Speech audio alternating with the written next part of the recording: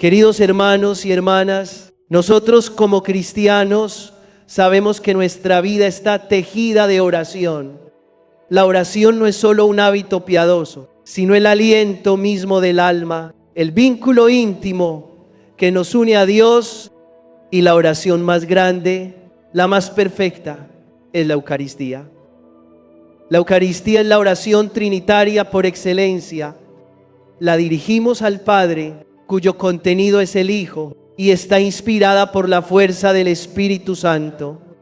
Cuando el sacerdote dice, oremos, siempre se dirige al Padre. El contenido es Cristo mismo, entregado en la palabra y en el pan. Y todo es suscitado por el Espíritu Santo. Por eso la misa es el centro, la cumbre de toda oración cristiana.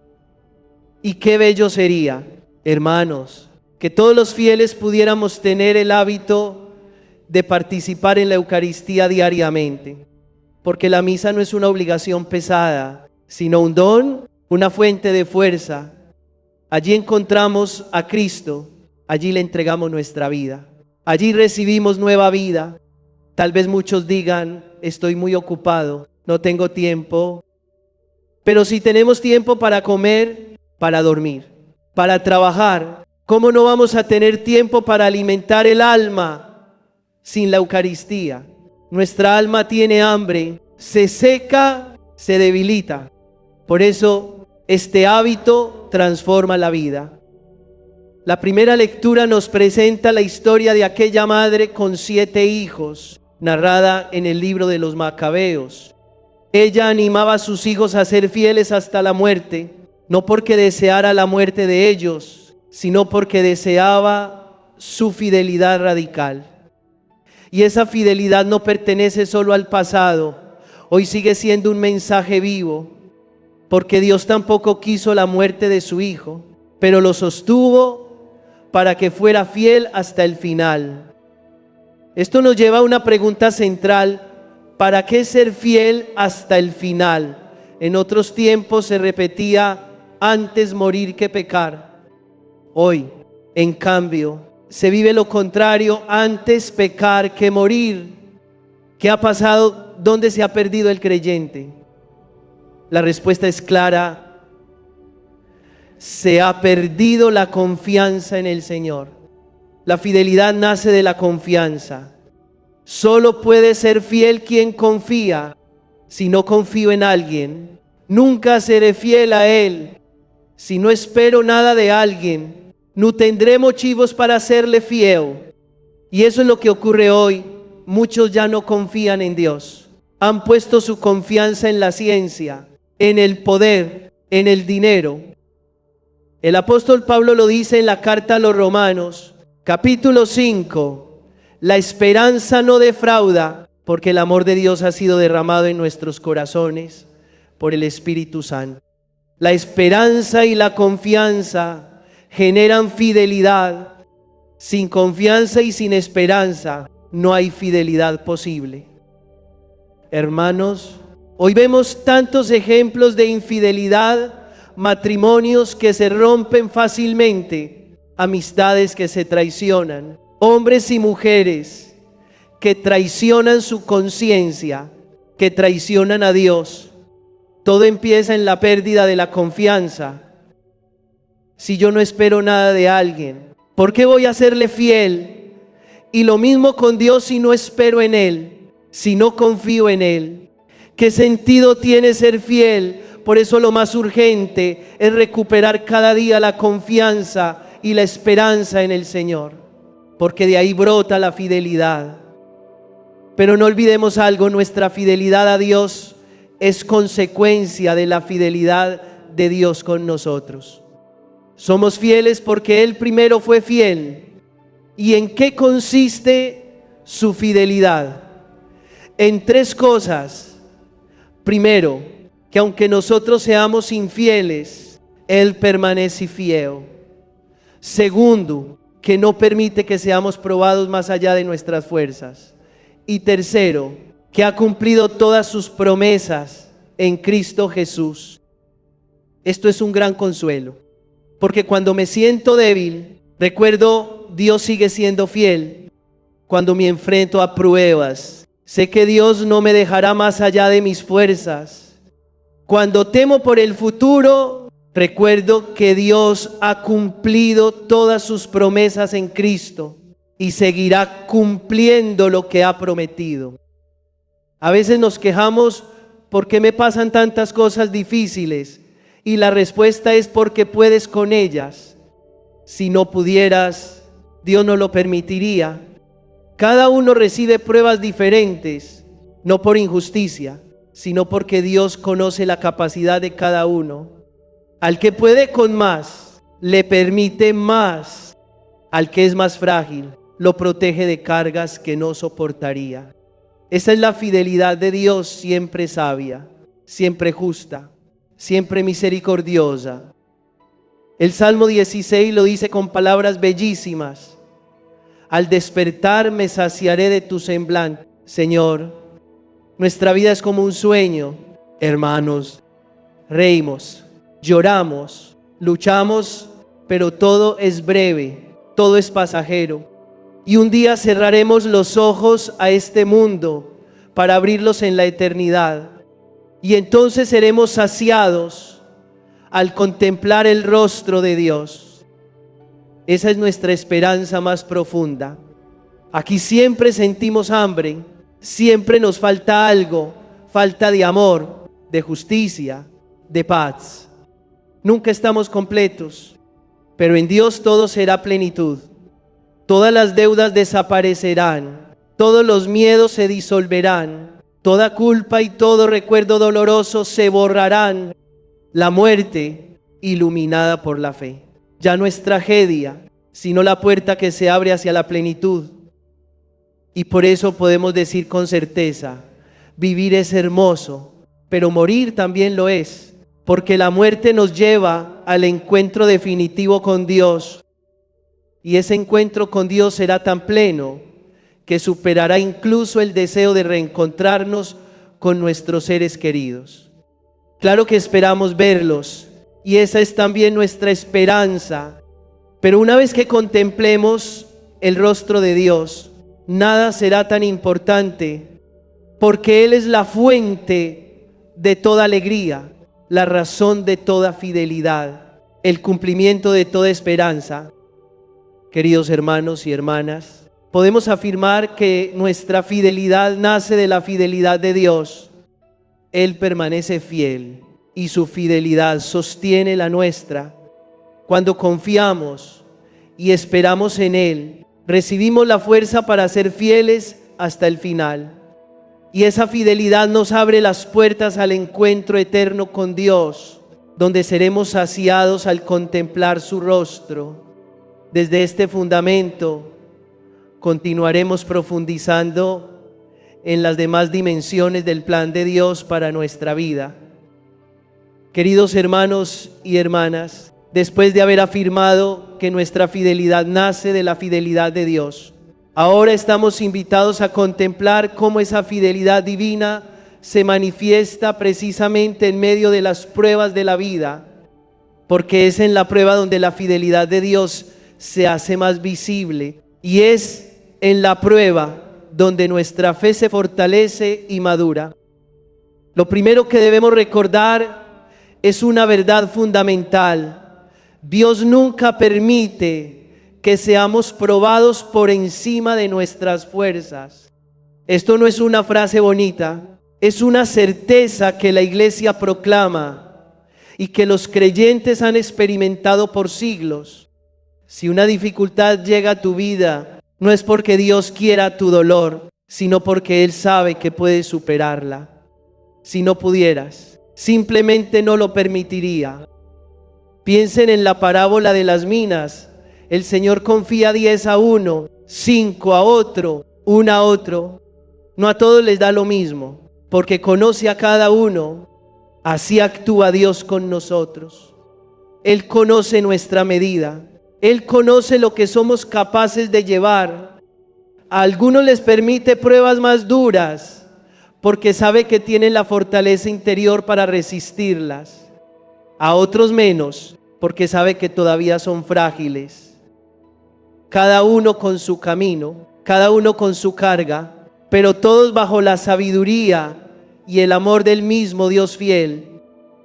Hermanos, a veces nos preguntamos por qué yo tengo tantas dificultades y otros parecen vivir tranquilos, y la respuesta está en la fidelidad de Dios. Si tienes muchas pruebas, es porque Dios sabe que puedes con ellas. Si tienes pocas, es porque Él sabe que todavía no podría resistir más. Esa diferencia no es injusticia, es cuidado personal. Es el modo como Dios trata a cada uno según su capacidad. Por eso, la prueba no es un signo de que Dios nos abandona. Al contrario, es un signo de que confía en nosotros. Si nos deja pasar por el fuego, es porque sabe que saldremos purificados como el oro. Si permite la presión, es porque quiere transformarnos de carbón en diamante. Nada es al azar, todo tiene el propósito de purificarnos, formarnos, hacernos crecer en la fe y en el amor. La Escritura lo repite: el fuego no destruye el oro. Lo hace más puro. Así también, la prueba no destruye al creyente. Lo hace más maduro. El que nunca ha pasado por dificultades no sabe lo que es la fortaleza verdadera. El que nunca ha probado la amargura del dolor no sabe lo que significa la paciencia. Pero el que ha sufrido y se ha mantenido fiel, ese se convierte en testigo vivo de la gracia de Dios. Pensemos en la vida de los santos. Ninguno fue formado en la comodidad. Todos pasaron por grandes pruebas de enfermedad, incomprensiones, pobreza, persecución, y fue justamente allí donde se hicieron humildes, fuertes, misericordiosos. La prueba los hizo más semejantes a Cristo, y esa semejanza fue su mayor testimonio ante el mundo. San Pablo lo dijo con fuerza: cuando soy débil, entonces soy fuerte. Parece contradictorio, pero es la verdad, porque en la debilidad él descubría la fuerza de Dios. En las pruebas experimentaba el poder de la gracia. Cuando todo lo humano falaba, se aferraba a Dios, y allí encontraba una fortaleza que el mundo no podía darle. Y lo mismo sucede con nosotros. Quizás nos preguntamos cómo se puede encontrar alegría en medio del sufrimiento. El Evangelio responde: porque la prueba no está hecha para destruirnos, sino para enseñarnos a confiar. El dolor no es el final, es la puerta a una nueva experiencia del amor de Dios. Si miramos con ojos de fe, cada dificultad se convierte en lección, cada herida en lugar de encuentro, cada sufrimiento en un espacio donde Dios nos muestra su fidelidad. Por eso, la esperanza cristiana transforma la manera en que vivimos las pruebas. El que no tiene esperanza se desespera en la dificultad, pero el que tiene esperanza la ve como parte del plan de Dios. Sabe que todo coopera para el bien de los que aman a Dios. Confía en que después de la oscuridad viene la luz. Después de las lágrimas viene la sonrisa. Después de la cruz viene la resurrección. Y ese es el testimonio que el mundo necesita en una sociedad que huye del dolor, que rechaza la cruz, que busca solo comodidad. El cristiano se mantiene firme, paciente, incluso sereno en medio de la prueba, no porque ame sufrir, sino porque sabe que el sufrimiento no tiene la última palabra. La última palabra la tiene Dios, el Dios fiel, que convierte todo en bien para quienes lo aman. Queridos hermanos y hermanas, todo esto nos lleva a una convicción: la prueba no destruye, purifica. El dolor no mata la fe, lo hace más profundo. La dificultad no roba la esperanza, lo vuelve más firme. Porque en todo Dios permanece fiel y nunca nos abandona. Por eso hoy recibimos una invitación clara: No tengan miedo de la prueba. Véala con los ojos de la fe. Considérenla como un entrenamiento para crecer, como un fuego que purifica, como una oportunidad para demostrar que nuestra fe no es solo palabras, sino fortaleza real. Viviendo así, seremos testigos de que Dios fiel acompaña a su pueblo en todo momento. Hermanos, cuando comprendemos que toda prueba tiene un sentido, que todo está bajo la fidelidad de Dios, entonces estamos listos para abrirnos a una verdad aún más profunda. Dios no solo está con nosotros en el presente, sino que tiene un plan grande para nuestra vida, un plan que supera lo que imaginamos, un plan que se basa en el potencial que Él ve en nosotros. Queridos hermanos y hermanas, después de haber contemplado la fidelidad de Dios que sostiene nuestra fidelidad, y después de haber reconocido que las pruebas no nos destruyen, sino que nos purifican y nos hacen crecer, ahora damos un paso más: descubrir el gran plan que Dios tiene para cada uno de nosotros. El punto de partida para entender este plan lo encontramos en la parábola de las minas. El Señor confía 10 a uno, 5 a otro, 1 a otro. No todos reciben lo mismo, pero todos reciben algo. Y con esta imagen Jesús nos revela una verdad: somos hijos de Dios y Dios confía en nosotros. Lo sorprendente es que Dios confía en nosotros no porque seamos perfectos ni porque seamos fuertes, sino porque ve en nosotros un potencial que puede crecer con su gracia.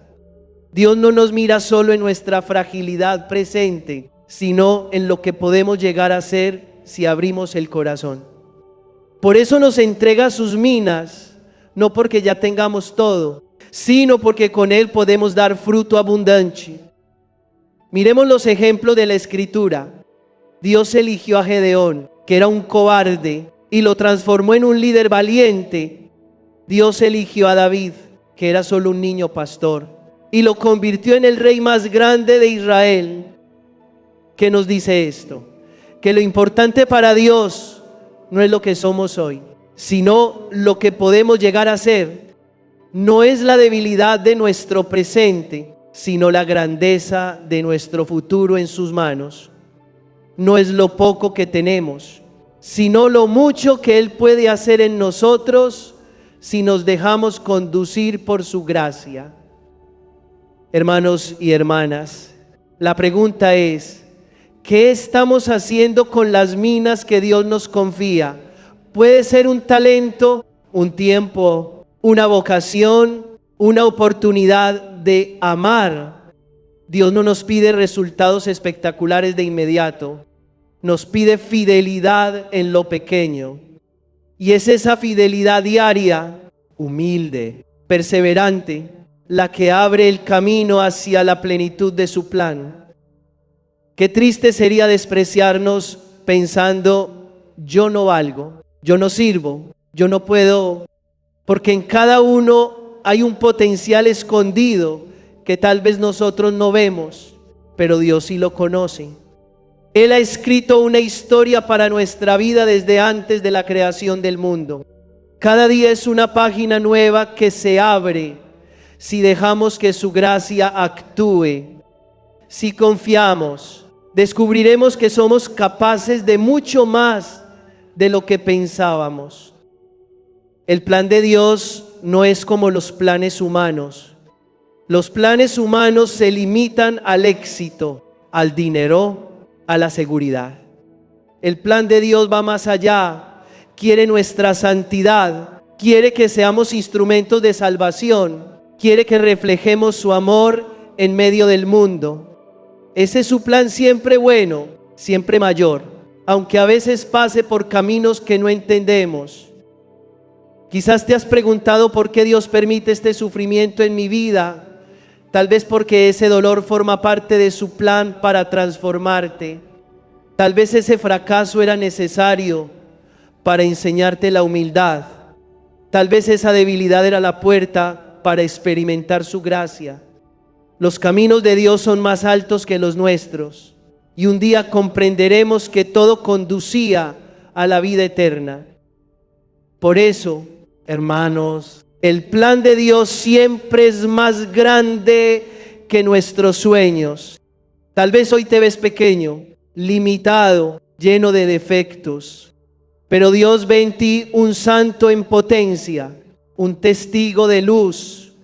Tal vez hoy te sientes cansado por el trabajo y las responsabilidades, pero Dios ve en ti un instrumento capaz de llevar salvación a muchos. Tal vez hoy solo te ves como un grano de polvo, pero Dios ve en ti una estrella destinada a brillar en el cielo eterno. No tengamos miedo al plan de Dios, abramos el corazón. No nos encerremos en la caja de la duda o de los límites que nosotros mismos nos ponemos. Dejemos que Él ensanche nuestras fronteras, que nos lleve más lejos, que nos convierta en lo que soñó desde antes de la creación. Su plan siempre es un plan de amor, nunca para destruirnos, siempre para edificarnos, para salvarnos, para hacernos semejantes a Cristo. Cuando miramos así, nuestra vida ya no es absurda ni vacía. Cada encuentro, cada lágrima, cada alegría se convierte en parte de la historia que Dios escribe con nosotros. Y si dejamos que Él sea el autor, esa historia tendrá un final hermoso, la comunión eterna con Él. Oremos juntos. Padre del cielo, te damos gracias porque confías en nosotros, no por lo que somos hoy, sino por lo que podemos llegar a ser con tu gracia. Abre nuestro corazón para aceptar tu plan. Aleja de nosotros el miedo y la desconfianza. Espíritu Santo, guíanos, purifícanos, transformanos para que nuestra vida refleje la luz de Cristo en el mundo.